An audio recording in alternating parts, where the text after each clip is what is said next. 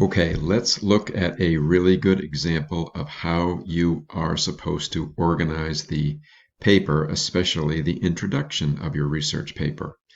This is the example essay that we have already read on Moodle, and you should certainly be following this as an excellent example.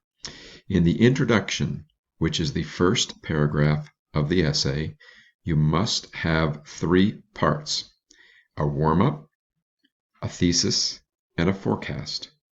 The warm-up tells the reader what the topic's going to be like, warms up the reader to the topic, gets them into the hot bath gradually. It might paint a picture of what's coming up. It might have a few statistics. It might have a little piece of individualized research. There are a lot of ways to do the warm-up, but you're slowly, gradually getting the reader into the topic. Next comes the thesis. It's typically one sentence. It states the importance of the topic in clear academic language. And finally, you'll need the forecast. The forecast has a listing of the topics to be covered in the paper written in clear academic sentences. Let's look at the example here in this example essay. The warm-up begins here at shelling on the beach and goes all the way down to here. This entire piece is slowly, gradually painting a picture of the problem of plastic pollution in one location in the Dominican Republic. It uses research as well, and it simply gives the reader a snapshot of the problem so the reader can start to visualize what the paper is going to be about. This paper then goes and has a sentence that it sort of transitions from the warm-up into the thesis. So the sentence, the local sentiment demonstrates the frequent recurrence of this event, to say that this problem happens again and again. It's a transition out of the snapshot and into the paper. Next comes the thesis.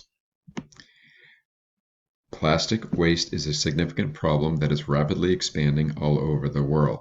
Simple, direct, clear, not a question, no exclamation points, has the word significant problem in it, which is probably what you should do. Okay, very, very simple, but it states the importance of the issue for the reader and the importance of the issue for the writer. Finally, there's the forecast. In order to understand the scale of the plastic pollution problem, it is important to examine the makeup of plastic, the yearly production of plastic, and the amount of plastic waste that reaches the ocean. This tells the reader that the three topics that will be covered in the next three paragraphs are plastic makeup, production, and amount in the ocean. And it does it in one clear, well-written sentence.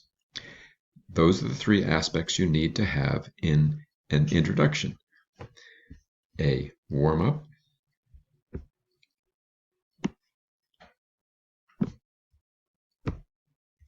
a thesis, and a forecast.